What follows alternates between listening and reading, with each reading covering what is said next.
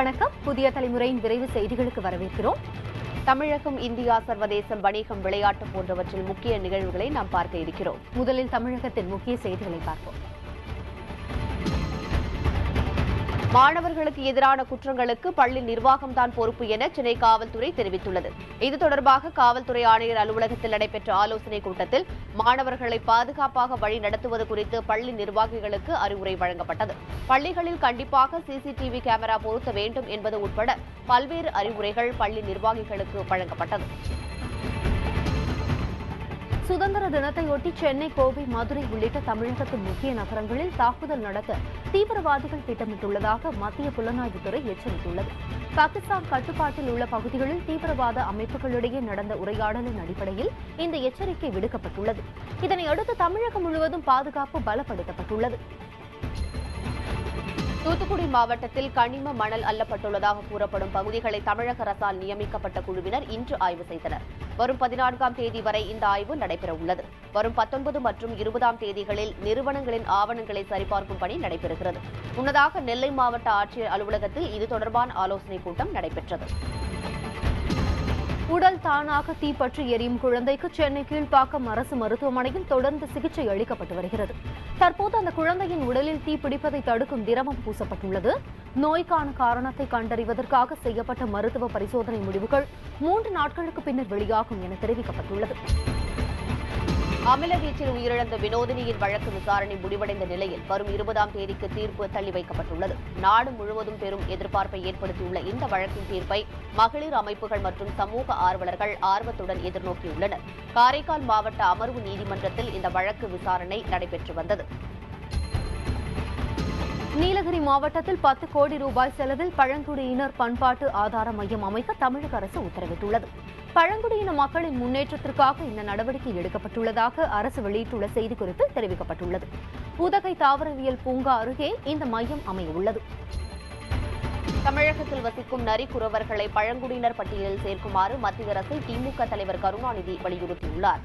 இது தொடர்பாக பழங்குடியினர் நலத்துறை அமைச்சர் கிஷோர் சந்திரா டியோவிற்கு அவர் எழுதியுள்ள கடிதத்தில் சமூகத்திலும் கல்வியிலும் நரிக்குறவர்கள் வளர்ச்சி பெறுவதற்கு ஏதுவாக இந்த நடவடிக்கையை எடுக்குமாறு அவர் வலியுறுத்தியுள்ளார். இலங்கை சிறையில் உள்ள தமிழக மீனவர்களை விடுவிக்க கோரி ராமேஸ்வரம் பகுதி மீனவர்கள் நடத்தி வரும் வேலை நிறுத்தம் இன்று 3வது நாளாக நீடித்தது. ராமேஸ்வரம், பாம்பன், மண்டபம் உள்ளிட்ட பகுதிகளைச் சேர்ந்த 49 மீனவர்கள் இலங்கை கடற்படையால் கைது செய்யப்பட்டு அந்த நாட்டு சிறையில் அடைக்கப்பட்டுள்ளனர். இதேபோல் நாகை மற்றும் காரைக்கால் மீனவர்களும் கைது செய்யப்பட்டுள்ளனர். வடசென்னை பகுதியின் நிலத்தடி நீர் மாசுபட்ட விவகாரம் தொடர்பாக பாதிக்கப்பட்ட மக்களுக்கு பெட்ரோலிய நிறுவனங்களை முழு இழப்பீட்டையும் வழங்க வேண்டும் என சென்னை பசுமை தீர்ப்பாயம் உத்தரவிட்டுள்ளது. இது தொடர்பாக ஆய்வு செய்த குழுவினர் மற்றும் மாசு கட்டுப்பாட்டு வாரியம் ஆகியவை அடுத்த மாதம் 3ஆம் தேதிக்குள் முழு அறிக்கையை தாக்கல் செய்யவும் உத்தரவிடப்பட்டுள்ளது. வழக்கறிஞர்களின் போராட்டம் காரணமாக சென்னை உயர்நீதிமன்றத்தில் இன்று விசாரணைக்கு வரவிருந்த பல வழக்குகள் வேறு தேதிகளுக்கு ஒத்திவைக்கப்பட்டன. சில முக்கிய வழக்குகளில் பொதுமக்களே நேரில் ஆஜராகி விசாரணையை வேறு தேதிக்கு மாற்றிக்கொண்டனர். சேலத்தில் இளம்வழுதி என்ற வழக்கறிஞர் கடந்த வாரம் படுகொலை செய்யப்பட்டதை கண்டித்து வழக்கறிஞர்கள் நீதிமன்ற புறக்கணிப்பில் ஈடுபட்டனர். இதுவரை தமிழக நிகழ்வுகளை நாம் பார்த்தோம். இனி தேசிய அளவிலான முக்கிய செய்திகளை பார்ப்போம்.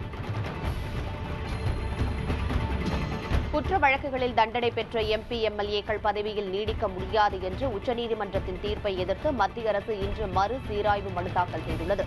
இந்த நடவடிக்கைகளால் ஏராளமான மக்கள் பிரதிநிதித்துவ இடங்கள் வெற்றிடமாகும் என்று மத்திய அரசு தெரிவித்துள்ளது. இதனால் மக்கள் நலப் பணிகள் பாதிக்கப்படும் என்றும் மத்திய அரசு கூறியுள்ளது. சுதந்திர தினத்தையொட்டி தலைநகர் டெல்லியில் பலத்த பாதுகாப்பு ஏற்பாடுகள் செய்யப்பட்டுள்ளன.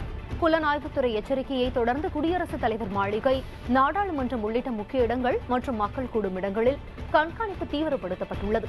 டெல்லியை ஒட்டிய ஹரியானா, உத்தரப்பிரதேசம் ஆகிய மாநிலங்களிலும் பாதுகாப்பு அதிகரிக்கப்பட்டுள்ளது.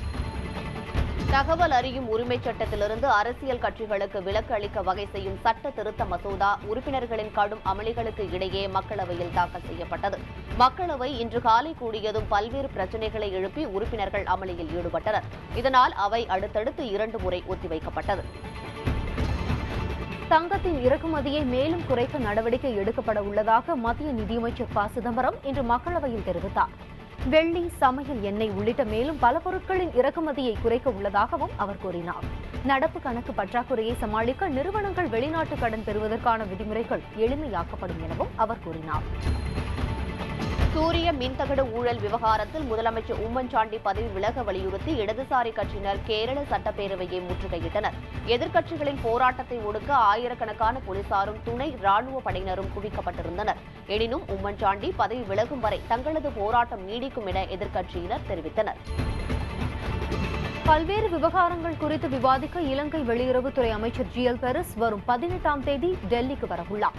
மறுநாள் பிரதமர் மன்மோகன் சிங்கை சந்திக்கும் அவர் இலங்கையில் 13வது சட்ட திருத்தத்தை நடைமுறைப்படுத்துவது குறித்தும் வடக்கு மாகாணங்களில் தேர்தல் நடத்துவது குறித்தும் விவாதிக்க உள்ளதாக தெரிகிறது.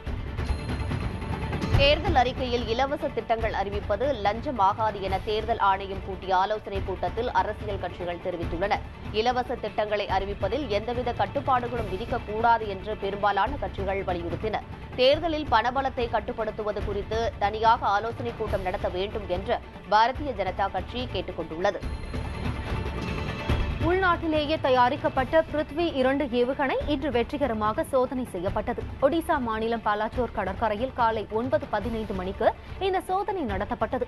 350 கிலோமீட்டர் தூரம் வரை சென்று எதிரிகளின் இலக்கை தாக்கக்கூடிய வகையில் பிருத்வி 2 ஏவுகணை வடிவமைக்கப்பட்டுள்ளது. கிஷ்த்வார் கலவரத்தை தொடர்ந்து ஜம்மு காஷ்மீர் மாநில உள்துறை அமைச்சர் பதவி விலகியுள்ளார்.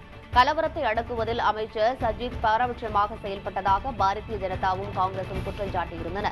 இதையடுத்து அவர் தமது பதவி விலகல் கடிதத்தை முதலமைச்சரிடம் கொடுத்துள்ளார். INS விக்ரந்த் விமானம் தாங்கி போர்க்கப்பல் கட்டுமானத்தின் 2ஆம் கட்ட பணிகள் இன்று தொடங்கி வைக்கப்பட்டன. கேரள மாநிலம் கொச்சியில் நடைபெற்ற இதற்கான விழாவில் மத்திய அமைச்சர் ஜி.கே. வாசன் பங்கேற்றார். முற்றிலும் உள்நாட்டு தொழில்நுட்பத்தில் தயாரிக்கப்படும் இந்த போர்க்கப்பல் 37,500 டன் எடை கொண்டது.